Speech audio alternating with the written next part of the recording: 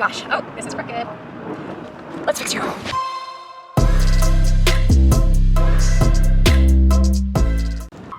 All right, we'll see how long I last up here because it is so loud and I want to make sure that you can hear me. Okay.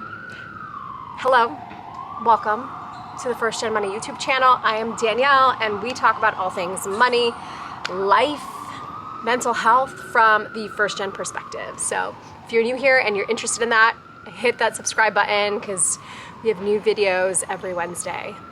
I'm trying with the consistency. I know YouTube likes that. But okay, today's video is gonna be mostly about my career journey.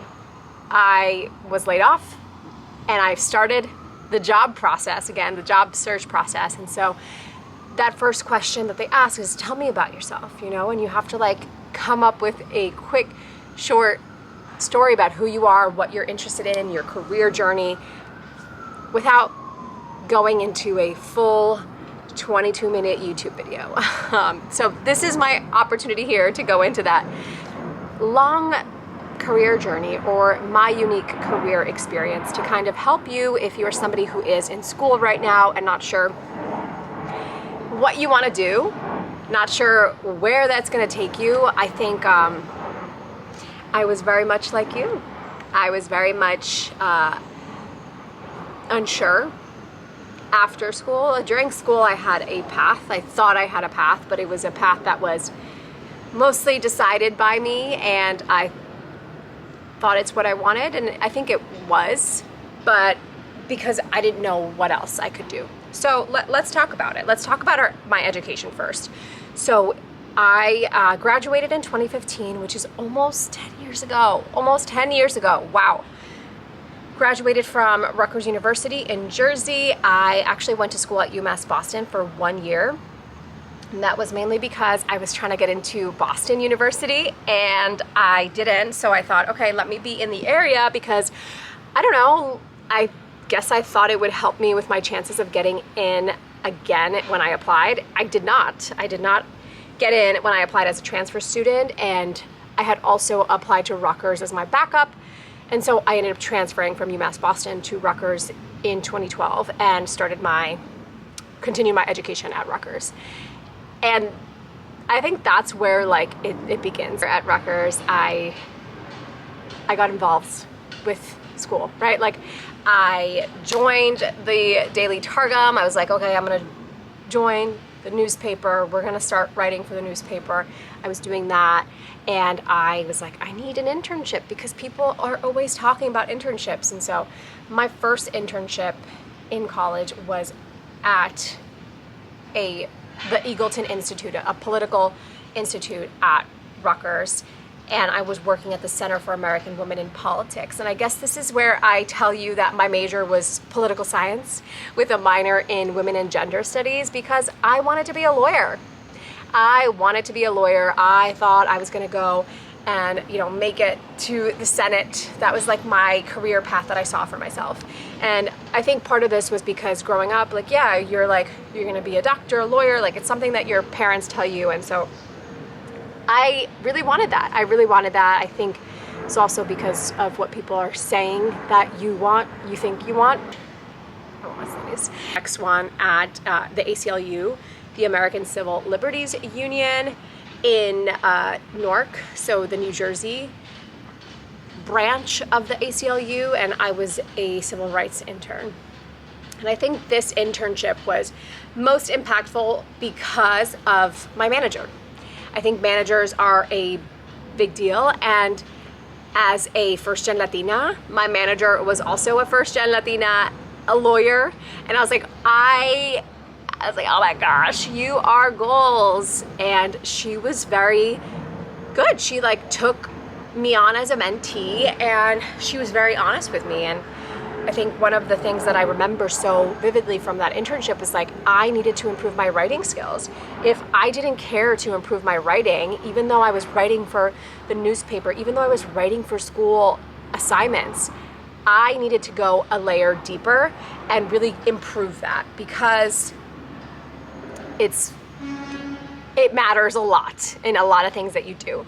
And so I got this feedback from her in that internship that was like, you know, you really need to improve on this. I read your assignment, and I'm just gonna tell you frankly, like, you could do better than this writing. And I was like, this is good advice. I need to take it. I need to make sure that I am improving, not just by getting internships, but also by what I'm putting out. And so that was the first time somebody had really told me, like, you can do better than this. And it should be noted that both internships until now were unpaid, because most of the time when you are a poli-sci student, when you're trying to do like nonprofit work or work in the public sector, it is probably going to be unpaid. And the only reason I was able to do these was because I didn't have to live anywhere else but either at school or at my parents' during the summer when I had this internship at the ACLU. And so it would help subsidize expenses, right? Like, I wasn't going to DC to have an internship. And my senior year, or going into my senior year, I was interning as a research intern again for the Department of Education, New Jersey, for the bilingual department. And that was a very, all these internships were like, oh my God, I'm learning so much. That one I learned a lot about New Jersey and just like the cycles of, like, you know, who needs the bilingual education? How is that different in like South Jersey, where we have like farms and people come for seasons at a time and, you know, don't stay? And so that was exposure, because I had been through the education system, but obviously I'm not a teacher. And so I got to see like what programs exist in New Jersey. Last internship at school was for the Cory Booker for Senate campaign. And that was great exposure. I love campaigns. I love the fast-paced environment. I was like hands-on on what it was like to be behind the scenes from what everybody sees when you're running a campaign. So that was like great experience. And I thought, you know, I have it all together. I got these internships. Like, I felt like, okay, what comes next? I mean, graduation wasn't going to happen for a few more months, and I didn't cross my mind that I should be thinking about landing a full-time opportunity before I graduated. And so I didn't have one when I graduated. I had no idea what I was up against, and that is career fairs, people landing opportunities, the summer before you graduate, all of the stuff, right? You've known. So here I am, a political science major, women's and gender studies minor, graduated, looking for a full-time opportunity. Because I knew I wasn't gonna land one immediately after graduation. I was like, okay, well, let me land an internship, because at least I'm having some like experience. And so I ended up, after college, getting an internship at Madre, which is a like women's rights nonprofit here in the city. And I was commuting from my parents' house to the city every, like, I don't know, 3 times a week. And I was doing operational stuff, right? So I was an operations intern, helping them like check their different budgets, just like everything, right? And I was like, am I ever gonna get a full-time job? I was interviewing. I had pretty good interviews with like notable nonprofit organizations, but I didn't stick. I don't know. I wasn't getting the offers. And in order to make ends meet, because you had to pay your student loan payments were coming up. It's, you know, it was already 6 months of me being out of school. I was waitressing this whole time, and I was waitressing all of high school, all of college. Like, waitressing and working at a restaurant has really been something I'm like, yeah, because of that, I was able to pay for things, right? And so after school, like after graduation, I was waitressing at Legal Seafoods. That was a tough waitressing job, but I had to do it. Until I decided I couldn't take the actual yelling at me in front of my colleagues attitude, and didn't show up again to my shift, which is probably really unprofessional. I do not recommend, and I wouldn't do that again today.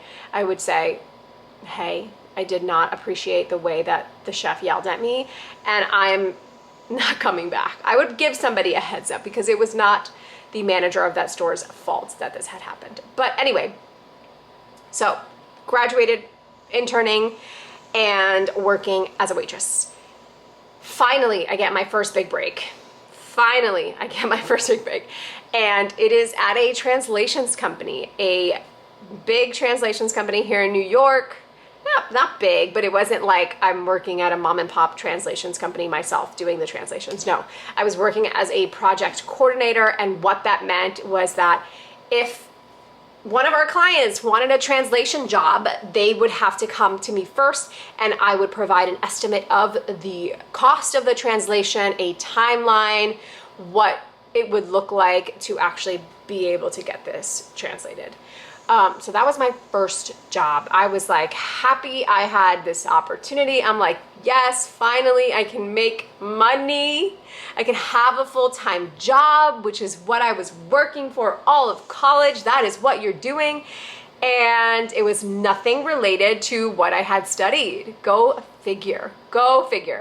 And I didn't last there long because I did not enjoy it. And so immediately I knew I had to leave, and I was like, I want to like do impactful work, but like these nonprofits won't hire me. And that was when I transitioned into tech. At this point in time, I found a tech startup that was mission driven, and I was like, oh, I had no idea you could work at a company that is doing good for the world, doing good for a cause that I care about, and is for profit. So I transitioned into tech, into this particular startup that is doing mission-driven work within diversity and inclusion in the workplace. And my first title here is account manager. Now, if you're unfamiliar, an account manager is somebody who handles, actually I was an account coordinator with the goal to be an account manager. That was the next step. And an account coordinator, account manager, those roles are sales roles, right? They handle renewal conversations with customers, and they deal with sales, right? I was like, I just need a break in. I need a role. And so I was like, I don't know if I could do sales. I guess I could try. And so as an account coordinator, I was doing a lot of the stuff to help the account managers and helping keep our customers happy. And in my mid-year review with my manager, I was like, I don't know if I can be an account manager. And she's like, yeah, I don't know if you can either. And I was like, but you know what interests me? You know what part of my job I really like? I like emailing and communicating with our users. And so she was like, okay, let's transition you into that kind of role. And I think this is lesson number one, pros of working at a small startup, about 30-person startup, is that you get so much hands-on experience from other departments that you are able to say, hey, I don't like what I'm doing here, but this stuff interests me, and they also need help have someone do that because they don't have the resources to have someone do that. And so it gives you the opportunity to see what other people are doing and to be like, oh, I want to volunteer and check that out, see if I would like that. And so that is the only reason why I knew email marketing and communicating with our user base and understanding what, they were going to open emails to and all that stuff was something that I could do instead of working with the clients, because I had those like opportunities to raise my hand. And that is one of the pros of a small startup. And so I was able to transition into email marketing because of that. And so I transitioned over to the marketing department, and my goals were really just around how people were engaging. And another thing that I'm going to say, because all of my roles at this company kind of get a little trickly. I don't even know if that's a word. I was at this company for 4 years, and every year I had a different title. And another lesson from these 4 years at this company was that you really shouldn't be just looking for what title you want, but what experiences do you want? Like, what do you want to have under your belt to say that you have experience and can do, right? Don't just think about which title is going to get you the next job. How did I go from not working at a tech company, like I said before, working at a small startup gives you that exposure to different roles within a company. And even now when I talk to people on like, you know, sometimes I'll meet with somebody on Zoom who like wants to pick my brain on like how they can break into tech, or you know, they're graduating and they're not sure where they want to go next. And I say, what I liked about my experience working at a small startup is that there's a lot to do. There's a lot to do. You can get exposure to all sides of the business, and you can pick and choose based on what interests you. You can decide what you want to continue to do based on what you've already noticed that you like and go towards, like gravitate towards.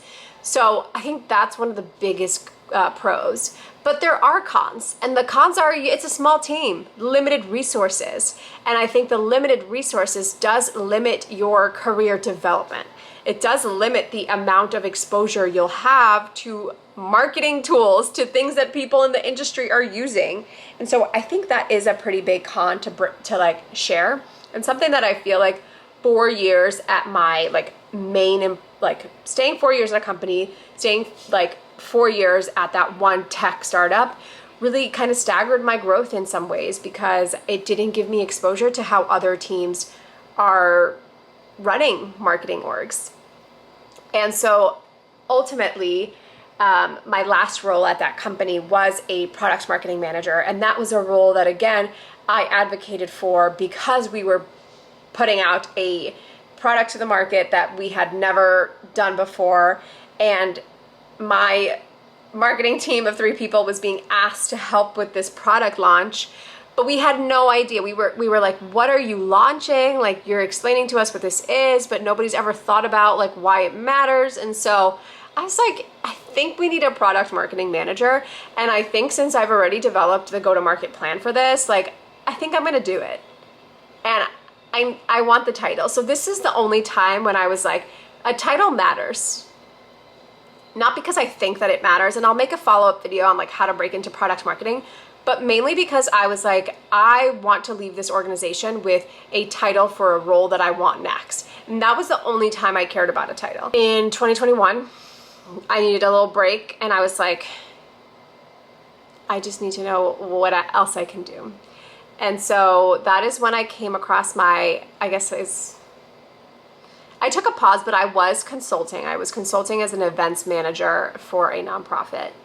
And then in April of 2022, I landed my now former opportunity as a product marketing manager at a larger tech company, about 200 people-ish, and a larger marketing team. And I knew what I wanted was to have access to a head of marketing, to have access to somebody who could give me some guidance on how to become a better product marketer, to work with a team of marketers, right? Not just be like me, myself, and another person, like 3 people trying to figure out how to do this. Very happy about that, landing that opportunity. And I think this last role really gave me the exposure I needed to be like, okay, I see all the things I wasn't learning before that like now I have hands-on experience with. Like, I thought I had created a go-to-market plan, but now I'm really doing it. Now I'm thinking about what the work that I put in is doing for our revenue, for sales, to enable the team to feel confident in selling this product that we've just released. So, and that's where it leaves me today. I don't feel like careers are linear.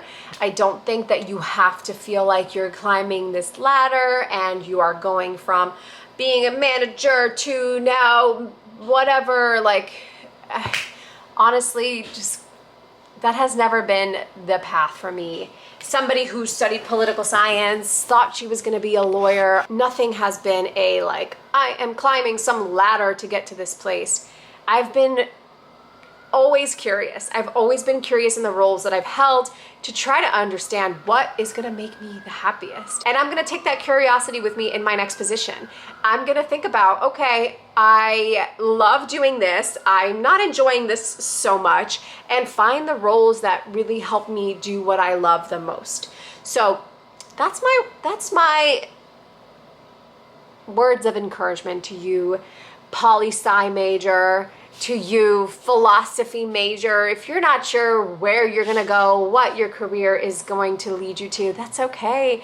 No one does. No one does. I don't know if I'll like, I don't know where I'll be either. I don't know what my career journey is gonna lead after product marketing.